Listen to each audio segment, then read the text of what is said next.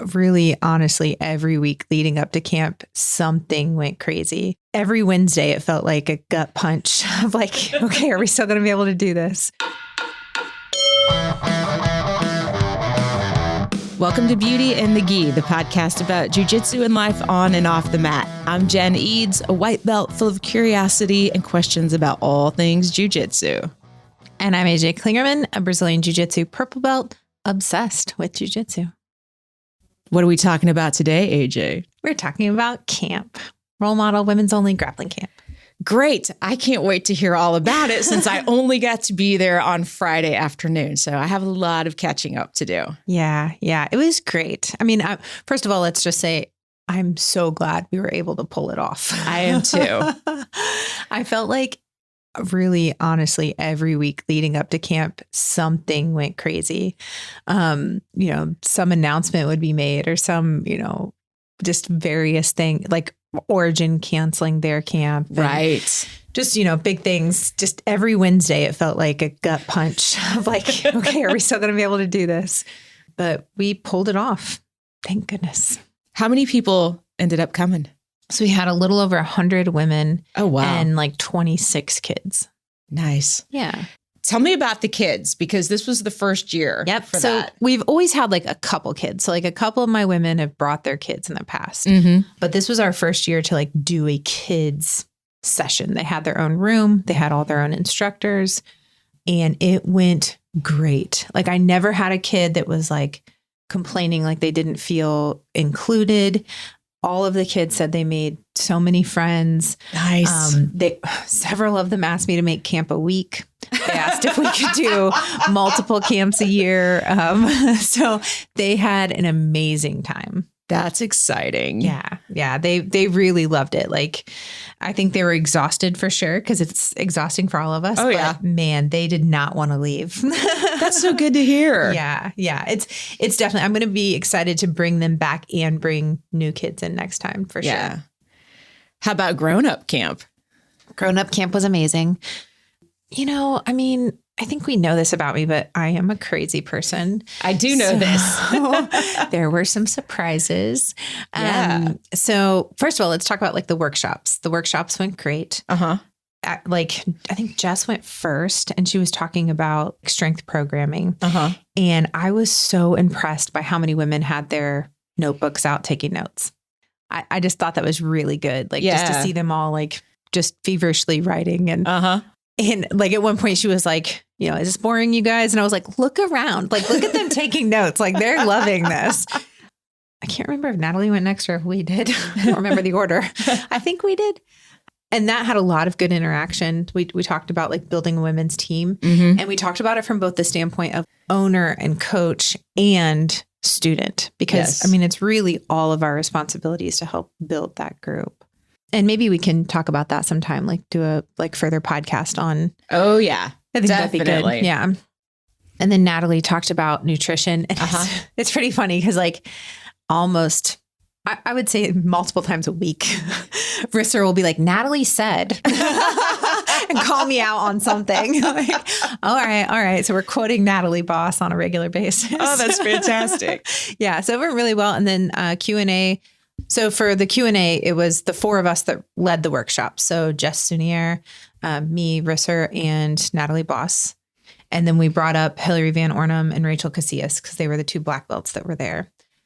And just let people come up from the audience and ask questions and stuff. Which we will be sharing in a future podcast. Yeah, future podcast. So you'll get to hear all those questions and answers from all of us. So that's good. It was different this year, though, because it was at the beginning of camp. And I think you just, by the end of camp, you've thought of all the questions you'd like to ask a black belt, especially. Oh, yeah. So it was a little different, but I think we got some really good questions still. Oh, definitely. Yeah. So, So then we kicked everyone out. Yes, you did. It was time for them to go get a snack or something before everything started. But we did opening ceremonies then after that. I almost didn't stay. I was so glad I did because I knew what was supposed to happen. Right. Like prior to shutting down and everything. Yeah. But then I was kind of out of the loop. Yeah. Yeah, we kind of, I mean, like anybody that wasn't involved, we tried to kind of kick out of the loop. Yeah. So for those that don't know, I grew up a dancer. I really used to identify as a dancer. Like that's who I was. And you still have pretty feet, even when you're murdering somebody. I do tend to point my toes a lot. Lifting, I always like have my legs turned out. And the coach is always like, put your toes in. I'm like, they don't do that. But thank you. I that just was who I was a dancer. And I think I've gotten really, really far from that. I don't think you have. I really I have in comparison, to how I felt. And then watching Rachel Hollis's Made for More documentary, and she ended her show with a dance. And I was like, this is what I want. I want to do an opening number. And so I convinced, I think, 8 of my girls all together to do a little medley. Yeah. And do a little opening number. None of them dancers. I mean, like Risser's danced with me quite a bit. Because we were in a theater group originally together. That's how we met. So she's danced with me a lot, but the other girls, no dancers in the group. So it was so fun to watch them though. Yeah. They did a phenomenal job. Yeah, they did awesome. I was so proud. And like, I really feel like the dance rehearsals kind of brought us together more. I mean, obviously we were spending a couple extra hours a week together, but just, like getting over that fear and anxiety together of, like, how is this going to turn out? And I've done shows in the past that like, because I felt like I was doing good, I thought everyone was doing a good job. Years ago, we did this Christmas show. And I hadn't watched it. And I sat down with my whole family in Florida over Thanksgiving and was like so excited to watch it. And then I was mortified because it was so bad. So, like there's always that little fear of like, is this going to be terrible? Right. And I'll just think it's good because like I'm in my own world. Yeah. But no, I think they did such a great job. Like they really did. Yeah, they did an amazing job. I'm so proud of them. So we actually started it with the Beyonce song Flawless, but the part of it that comes from the TED Talk on feminism. So like it's in the song and we had one of our girls, Ava, dance to it. So Ava is, she's going to kill me. She's, let's go with 10. She's probably about 10. And she's an amazing little dancer. So she actually choreographed the whole thing herself. Did she really? Because it was amazing. Wasn't it so well done? Yes. I was very impressed. Like, yeah, I knew she'd dance around and I knew she'd do great, but the way it went with the music and the words, I just thought she did an amazing job. Yeah. So like I had goosebumps watching her and then it was like, okay, jump up. We got to do this. Right. So yeah, she did a great job. She was super nervous, but yeah, she did an amazing job. Yeah. I was just blown away. Yeah. Yeah. It was great. And what I was surprised about was that the chicks ended up because that initially that was not in the. So our original kind of game plan for opening ceremonies was we really wanted to play on women had the vote for 100 years. Right. 2020. So we started with Sister Suffragette from Mary Poppins. Which was fantastic. And we had picket signs and all of that. And just, after everything started going down and the world really changed a lot in a few months. Yeah. When we came back from being shut down, it just didn't feel like enough. It felt like, I don't know, it just didn't feel right to just do the kind of tongue-in-cheek picket signs that we were doing. Right. I wanted to make more of a statement. I wanted the girls to be able to make a statement. And so I told them they could put whatever they wanted on their signs so long as they were positive messages. No hate. Right. That's not who we are. And so they all made their own signs. And after Sister Suffragette, we went into March from the chicks. So yeah, I think it was really good. And then into Salute by Lil Mix, I think, something like that. Right? I think that was the next song. Don't ask me. I'm stuck. Like I haven't listened to new music since 1998. I don't even know how I heard that song the first time, but I was like, oh, this is for us. Like I knew it's like, it was definitely for us. So gosh, it was so much fun. We had a blast. And then I did a little speech just talking about like what to expect and encouraging everyone to be all in for the weekend. And more than anything, letting them know that they belonged there. People come in with a lot of fear and anxiety and, like, will they make friends? Will they have trouble finding a partner? Will they, like all of that. And I just wanted them to know that they belong with our group. It felt so inclusive and so welcoming. And then I was even more sad that I didn't get to stay. Yeah. But next year, I'm looking forward to that already. Definitely. I've been trying really hard to like already think about what our theme is going to be and like how, like what songs will we do next year? We did such a great job this year. How are we going to beat that? That's tough. But yeah, I got a few tears out of them Friday night with that opening speech. So that was fun. Good work. Thank you. Good work. Yeah. Nothing compared to Saturday, but we'll get there. Oh, right. Yeah. And what happened next? And then, okay. So, Hillary Van Ornum taught the first 3-hour seminar, which was Friday night. Mm-hmm. And she taught a lot of grip breaks and a takedown. And then I think we did like a guard pass and like a rolling single wing choke. Nice. Yeah. So that was a lot of fun. And I think Hillary's awesome. Like she's so much fun. Everyone loves her. But also is really cool, like for that representation, right? Like Hillary's a super heavy and a lot of the girls don't get to learn from bigger girls very often. Yeah. So that was really cool. Yeah, I was super, I'm just going to keep saying I was super sad to miss that. Oh, okay. Now I have them all out of the way. I bet you don't. And there's going to be more. Wait till I talk about Sunday's breakfast. No, God. You're not going to make me cry, are you? No, okay. I won't make you cry. Okay, good. Maybe. So Saturday morning, we did yoga, which Hillary led. So if you remember before, my sister Brittany was going to do yoga, but with, from complications and everything, just, not the best health from having cancer. Right. She was just nervous about coming and doing it, which is fine. Like we were very much, we're going to love you where you are throughout this, right? Like whatever you want to do, we're here for you. And so she wasn't comfortable doing it. Hillary teaches yoga at her school. So she said she'd cover Saturday morning. Nice. She's like all around MVP. Right? Yeah, absolutely. I will say nothing about me wanted to get up and do it Saturday morning. I was so tired. We're on like night 3 of no sleep by then. And I was so glad I did it. Like I felt so much better, especially like Nikki was the first session. And I was very glad I had done some yoga before doing Nikki's session. So that was good. No, wait, was James first? Crap. Now I don't know the order. No, I think Nikki was first. I don't know. Anyways, okay, we'll move on. But I was very glad to have gotten up and done the yoga. I felt much better after doing it. Mm-hmm. We brought all the girls together then, and we did what we called Rise for a Role Model. Okay. I passed out these sheets and had them check off everything that applied to them. They didn't write their names on the sheets or anything. Nobody would know that it was them. And we started with easy things like, I've been nervous to step out on the mat before. I've felt bullied on the mat. Like kind of jujitsu related things. Then we went into some heavier stuff. Like, I've lost a spouse or a parent or a child.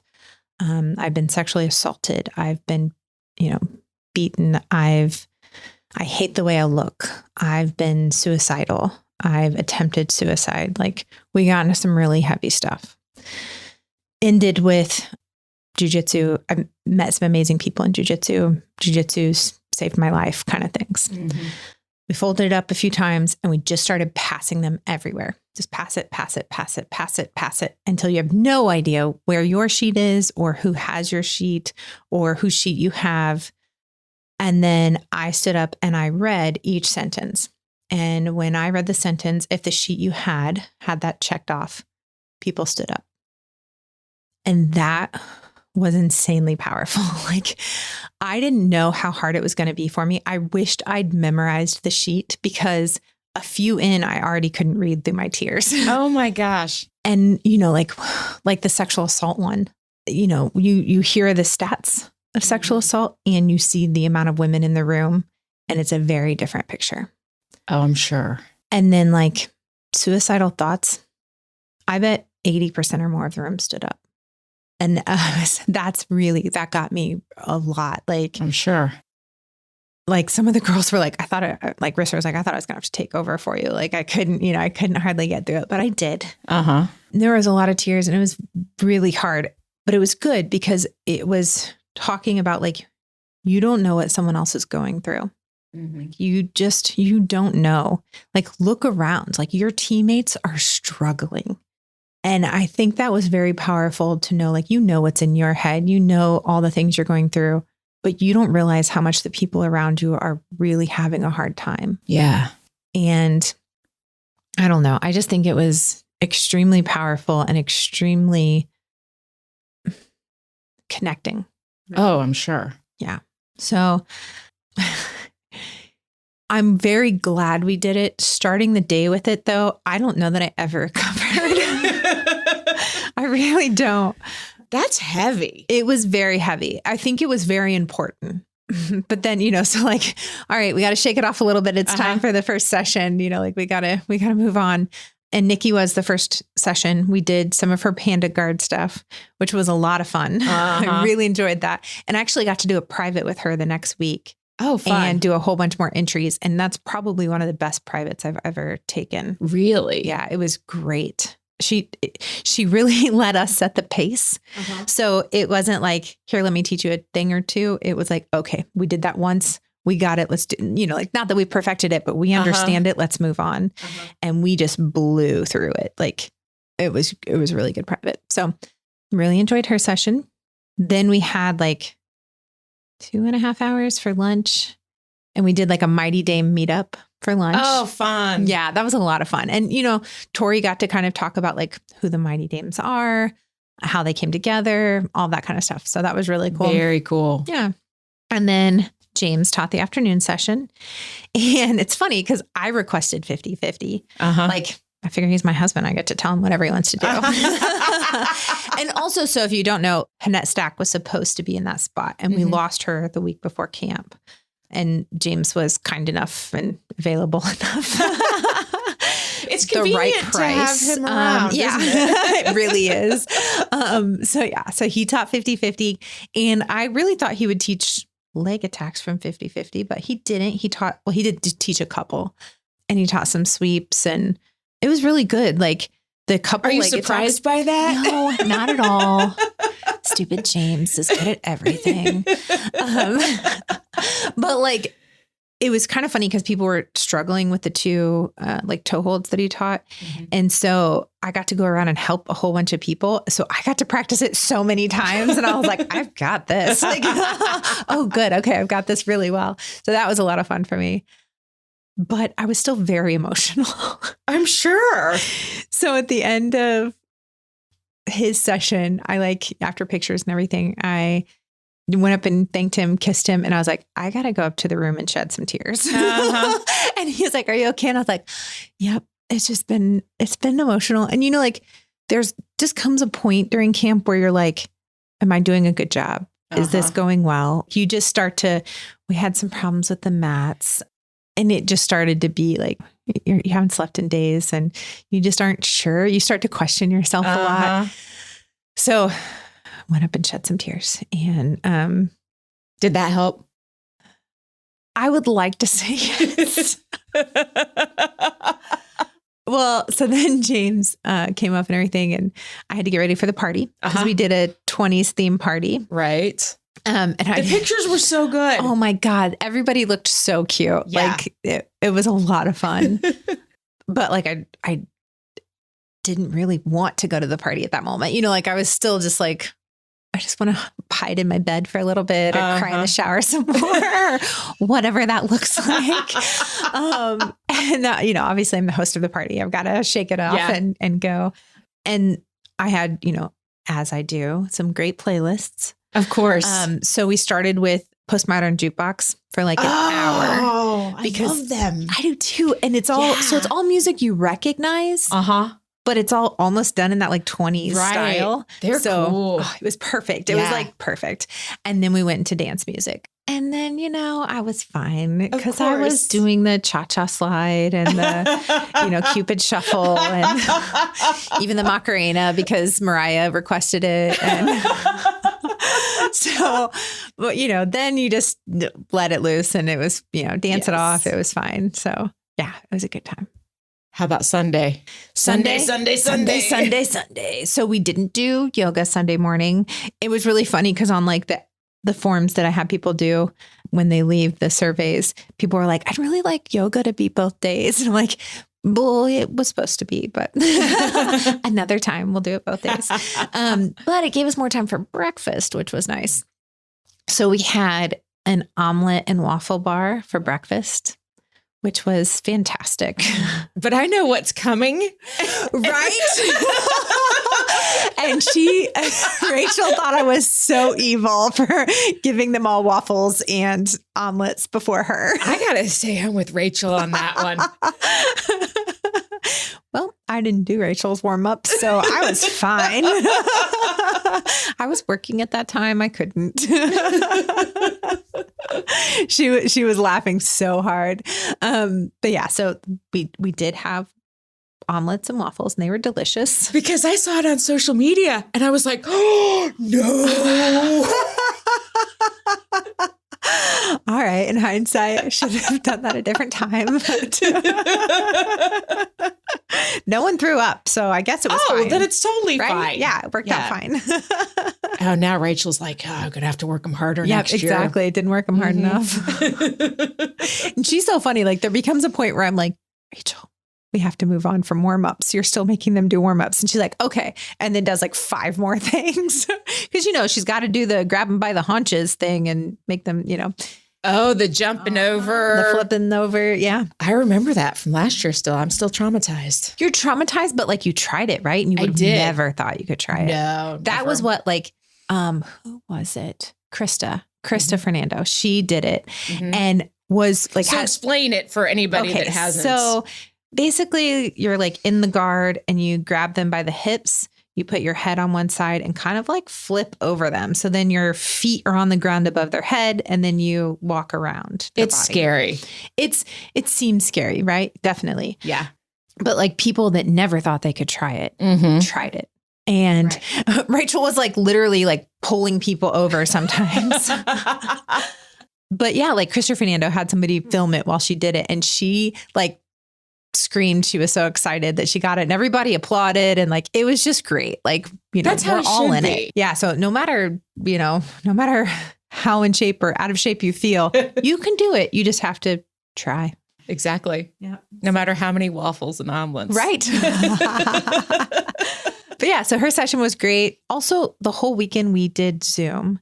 So we had several people register for camp and do Zoom. Oh, that's cool. Just because if they weren't comfortable being there in person, they had that option. So that was really good.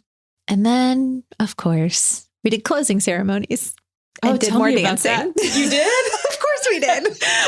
Wait, have we met? Okay, so tell me all about that. Yep. So we started it out with Girl Gang. With just me and Risser dancing. And then we had these like, girl clothing brands. So GRRRL. We had hoodies from them. They're like sleeveless hoodies and they say Girl Gang on them. So that was perfect for that. Nice. And then we took those off and we're wearing our role model t-shirts. And the second dance was Lizzo. Is it Like a Girl, I think? So everyone joined us for that. And then we went into Who Run the World. And on that one, like all the girls left me and Risser so that we did a little dance and then we brought them back on and finished it out. Nice. Yeah. I'm sorry I missed that. We have it all on video. Oh, good. I definitely messed up once, but twice. I definitely messed up twice. I'm the one that's likely to mess up, even though I do all the choreography.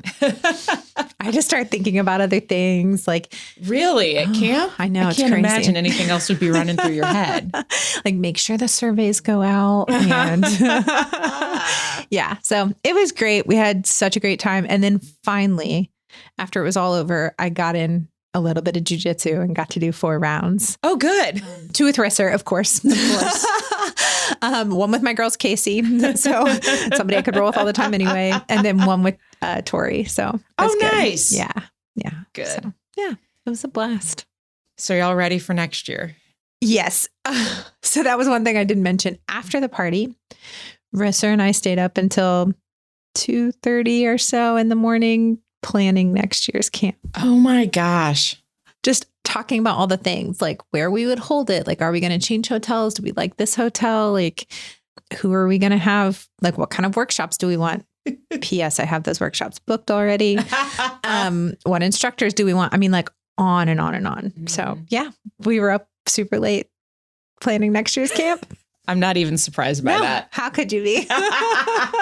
We've already started the design for the new website, which will be able to have all of our like gear on sale on that website. Oh, nice. Because now we have, oh my God, I've been doing all of the orders through Messenger, basically on Facebook.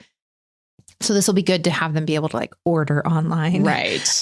But we have masks, like 2 different kinds of patches, 2 different kinds of rash guards, t-shirts, tank tops, and now we have gis as well. Of course. Yeah. So I got to say, those tank tops and the t-shirts are incredibly comfy. I love them. Yeah. I love them. So more of those for next year. Okay, for sure.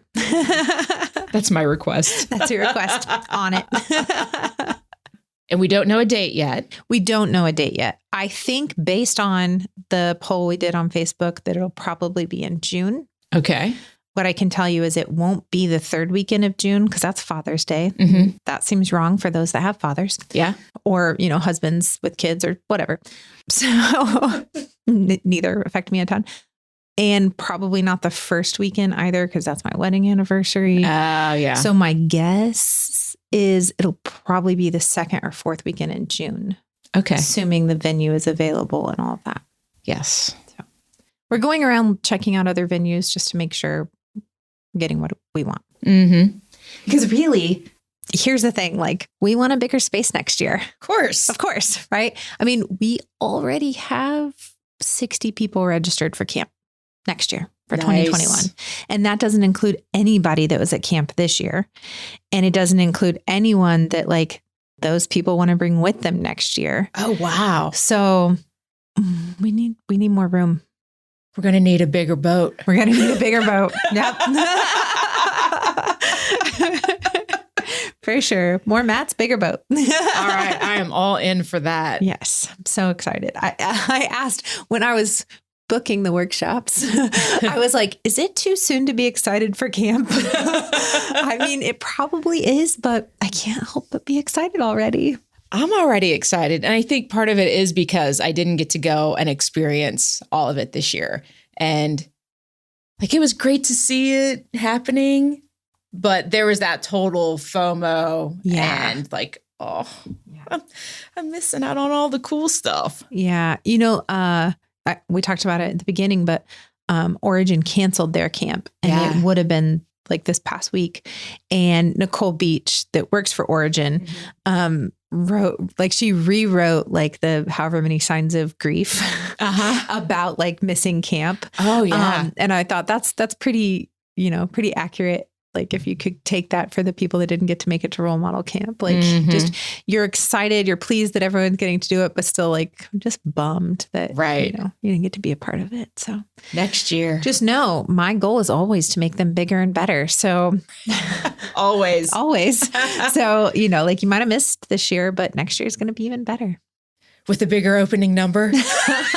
I'll just have to think of what the theme's going to be. It's going to be so tough. We use so many great songs this year.